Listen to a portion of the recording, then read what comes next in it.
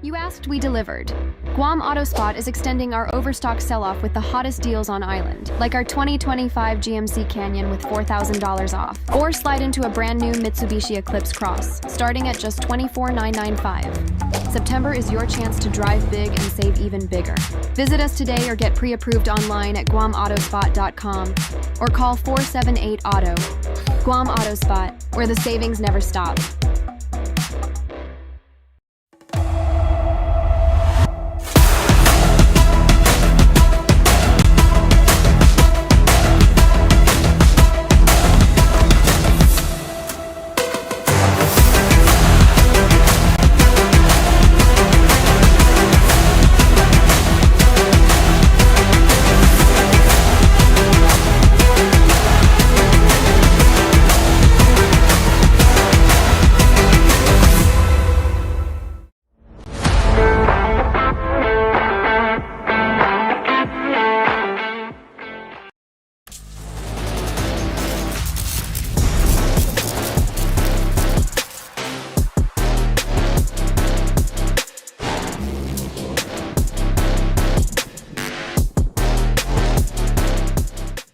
Buy fuel, get Wendy's. Drive to your nearest 76 Circle K and get free Wendy's. Yes, free. Fuel up with $30 and score your choice of a 6-piece crispy chicken nuggets or a juicy junior cheeseburger deluxe. Fresh, hot, and packed with flavor. But hurry, quantities are limited and this delicious deal won't last long. So hit the road to 76 Circle K, fuel up, and get Wendy's free before it's gone.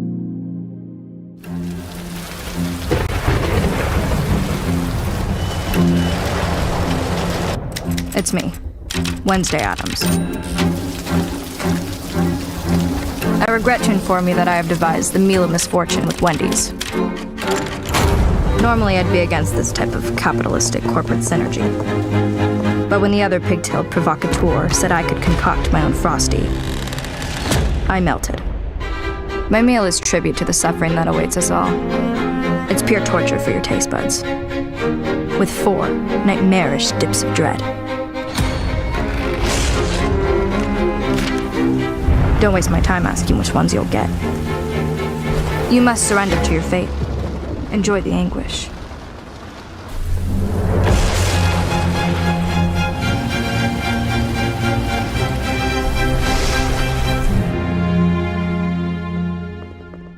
Dare to try? Something new? Life's too short! You gotta chill with a snackable drink. Life is too short. Hey, you gotta chill. Mogu Mogu. Moku moku!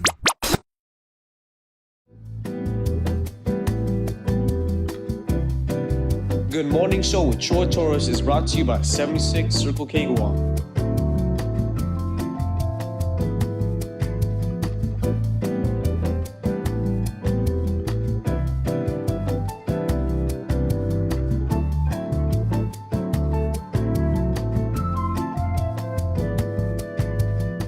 Good morning. It is 8:14 a.m. on Monday, September 22nd, 2025.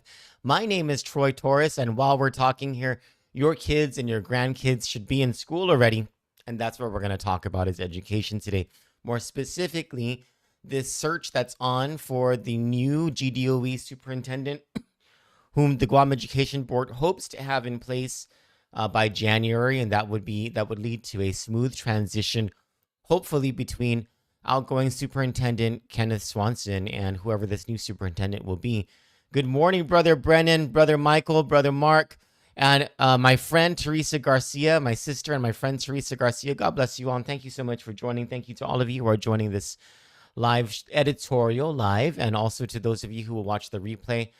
I greatly appreciate your time and your confidence in Kandit and our editorial and news content, and also the opinions that people publish from all sides of the political spectrum. And I appreciate how that invites so much debate and discourse among our readers and our viewers. So thank you all so much. Last week, Friday, you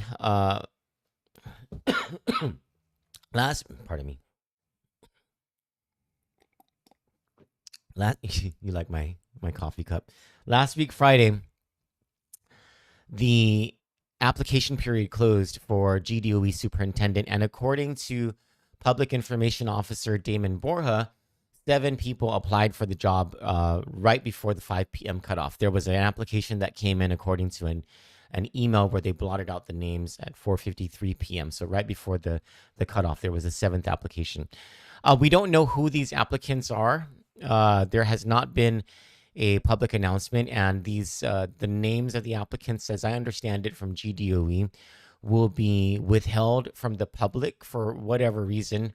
I kind of feel like those names should not be withheld from the public, seeing as this is, in my opinion, the most important job in the government of Guam, more important than even the governor, more important than the legislature, than I don't know if it's more important than judges. I should probably take a step back on that. Anyway, very important job. Because when we talk about the problems that we have today and the problems that are going to rear their heads over the next couple of years in the short-term future, what we're really discussing, if we're honest with ourselves, is failures in the school systems 20 years ago, maybe even 10 years ago.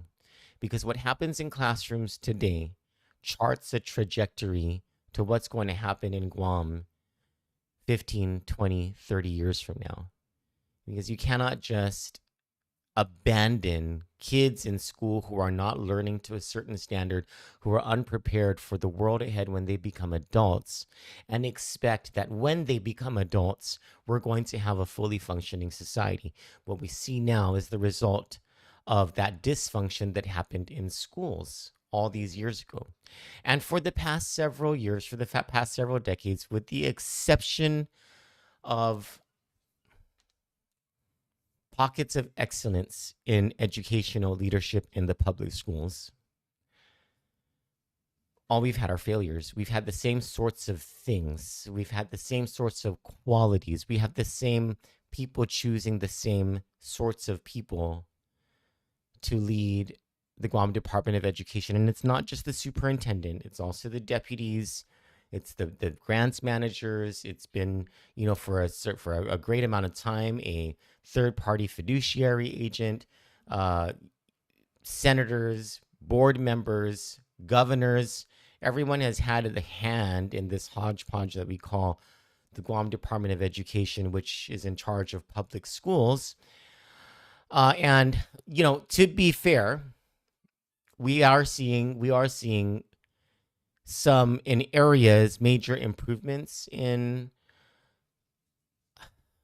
our public schools, where if I'm not mistaken, we've been seeing, if not an annual, like a pretty consistent upward trend of graduation rates. We've been seeing some type of improvement in certain areas in test scores, and arguably those test scores are not a real indicator of whether kids are learning to a certain standard that applies, that is relevant to our needs here on this island, or whether they're prepared for the world ahead. But when we look at the crime rates, when we look at the unassessed and untreated mental health issues, when we look at addiction issues, when we look at readiness to work, people's the ethics of young people, you can tell that there is something that has been lacking for years. And so who the next superintendent is going to be is important. Sandra says Swanson didn't even have a chance to fix the mess he inherited. Well, I don't know, Sandra. Swanson, by the time he leaves, will have been in office for 3 years or maybe 4 years. That is quite some time, actually. But I think, and we pray for him. What is apparent is a deterioration of his health while in office. And so, perhaps with the chance that he hasn't been given has been more so because of what has struck him with his health. I do know from the information that we've received from GDOE and from looking into certain reports that the finances have been a mess under Swanson. Apparently, the finances were a bit of a mess under the finances have been a mess at GDOE for the longest time. And I want to talk about that in a second. That's not just a GDOE thing. And that's way more than a superintendent thing. That's more an issue of senators never fully funding or adequately funding Guam Department of Education, which is an integral part of the solution. Like, just because you get a great superintendent does not mean that there's going to be structural changes that are needed. Part of the structural problem that requires structural change is in the structural funding of Department of Education. And when it's underfunded every single year after year, it's a recipe for disaster. You're not going to get, and we're not even, and adequate funding for Guam Department of Education on top of the money needed for maintenance and the money needed for school supplies and equipment, and to make sure that we're able to bring in substitutes and school aids and all that stuff, right? That isn't even discussing the amount of money that we're paying teachers, because teachers are woefully underpaid. If our belief system is that part of the solution to excellence in learning, excellence in education, is valuing teachers as the number one profession in this island. And a part of that is how much we pay them. And no, this island is not valuing teachers as educators as being part of the number one profession that we can imagine. And look at what they're paid. A pittance compared to what they should be paid. And so, who are these 7 candidates for superintendent? Because there's a whole lot here to unpack, right? And maybe we can start with, what is it that we don't want to see in a superintendent? And these are my opinions. You're more than welcome to add to them if you want. But the first type of superintendent I don't want is a politician, because we've had many of those. And look where that's gotten us.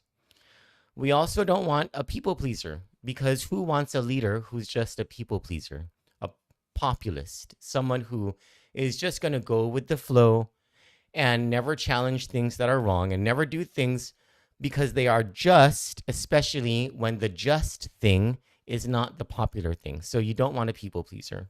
You also, on the reverse side, you don't want a negative Norman or a negative Nancy, someone who is never going to find some sort of challenge or some sort of creative way of doing things. And because all we're going to end up with is the same thing over and over again, the definition of insanity, right?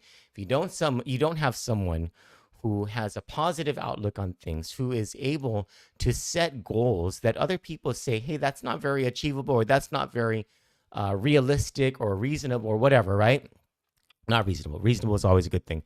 But when people always tell someone, this is not something that's realistic, and that's the mindset, and how are we ever going to get to this seemingly impossible vision of excellence in education, because we're this far behind with everything? So you don't want someone who's negative. You don't want someone who's just going to go with the flow and go with things the way that things have always been, because that's how things have always been. You want someone who's going to break that mold, right? So what are the qualities and the qualifications that we should want, that we do need in an education superintendent? I think with the situation, with the circumstances that a superintendent is dealt, the fact that the superintendent has to deal with a Guam Education Board that is made up of some elected members and some appointed members, and all of whom are politicians. By their nature, they are political, both the elected ones and the appointed ones.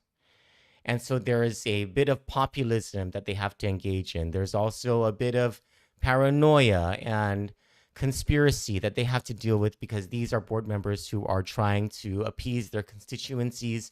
They're trying to show that whenever, and with all the problems that there are, you have board members who are always trying to show the public that they are working towards something. So you have the superintendent has to work with the board. the superintendent has to work with senators who historically,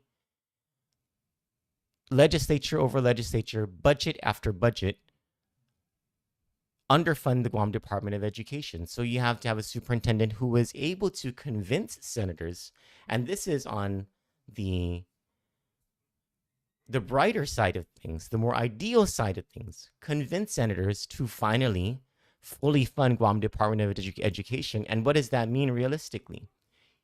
It means underfunding something else. It means sacrificing something else in order to make education, public schools, truly the number one priority. How do you convince senators to do that, to commit political suicide by doing that? It would take some rock star type of person who was able to work with senators to convince them of that. The circumstances faced by the superintendent, because of the problems that there are in a whole bunch of different areas in this government, would require the superintendent to work well with the board, with senators, with the administration, whoever the governor is. And this current governor is going to be in for another year and 3 months, year and 2 months, something like that, a year and 3 months, I think. And so, who's the next governor going to be? We don't even know who the next governor is going to be. Whether it's going to be a Democrat or a Republican. Whoever the next governor is more important to this question than who the current governor is.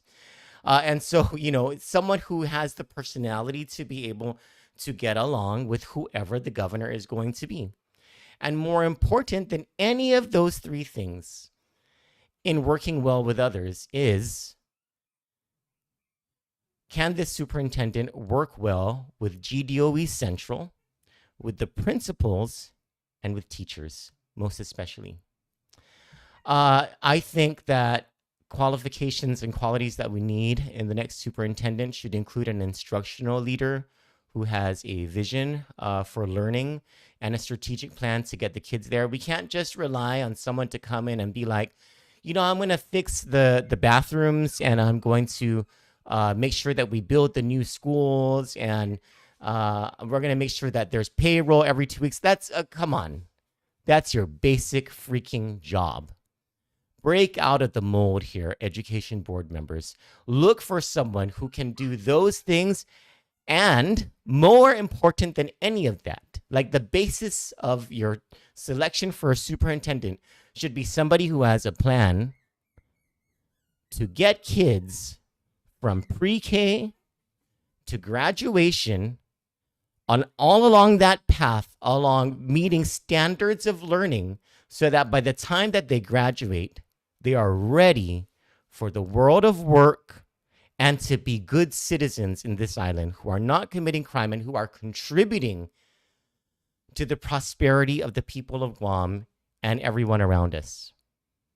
That's what the next superintendent should be concentrating on, as well as being respected by teachers and principals, because how else are they going to be able to convince the teachers and principals to march along that trajectory for students? You need a superintendent who is a proven manager of resources and of people, and it would absolutely help if that ability has been proven already within the Guam Department of Education. Someone asked me, I think it was last week, what I thought about off-island candidates applying for this job.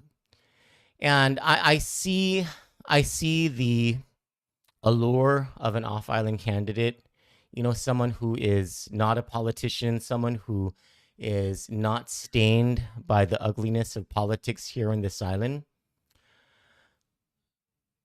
But let's face it, that person is not proven within the Guam Department of Education, which is its own animal, which is its own beast. If you have a candidate or two or three or whatever in this pool of 7 who are proven resource managers of people within Guam Department of Education itself, I think whoever those candidates are should probably be the primary considered candidates for superintendent. Because, this is an institution that can eat you alive. I think people have seen that, and people who are in DOE know this, people who have been in the governor's office, maybe even the legislature working in the Committee on Education, know this. You can be eaten alive by the bureaucracy in the Guam Department of Education. So are you respected by principals and teachers? Are you a proven manager of resources and people? You know, maybe you're not necessarily liked, but you're respected. Kudos if you're liked at least a little bit. If you are 100% liked, that's probably a problem because you're probably a people pleaser and not probably the best leader that there is. I don't know.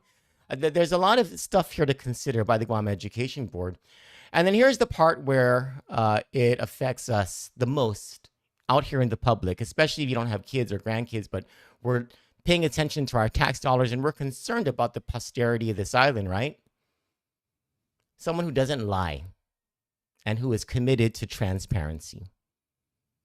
Someone who isn't going to BS us. Someone who is, whenever there are problems, going to be forthright with us, unlike GWA and GEPA, and tell us that there is a problem so that we can all be aware of it and ingratiated to the solutions that you are going to come up with because you are a good leader and a good resource manager and manager of people. And someone who's going to be able to hire a team of qualified people who are also non-liars. Now, I don't know whether this is too much to ask of any of the 7 who have applied for Superintendent of Education, and I hope it's not too much to ask of any of those 7, whoever they are. But I really hope that at least one person possesses all of those qualities and more, dispossesses all of the things that we don't want in a superintendent. So, and then if there is one person, at least one person in that group of 7 who possesses those qualities and dispossesses those vices, I hope that the Guam Education Board decides that that's the person who should lead us as the next superintendent of education. And here's my invitation to all 7 of you, whoever you are. I invite you to message me at 727-7082 to schedule an interview, and I will go to wherever you are, go into your home, go into your office, I don't care, wherever it is that you want to interview you about what it is that you hope to accomplish if you are hired as the next superintendent of education. For Kandit News, I'm Troy Torres. Good morning. Have a beautiful new week. God bless you, and I love you all. You asked, we delivered. Guam Autospot is extending our overstock sell-off with the hottest deals on island, like our 2025 GMC Canyon with $4,000 off. Or slide into a brand new Mitsubishi Eclipse Cross, starting at just $24,995. September is your chance to drive big and save even bigger. Visit us today or get pre-approved online at guamautospot.com or call 478-AUTO. Guam Autospot, where the savings never stop.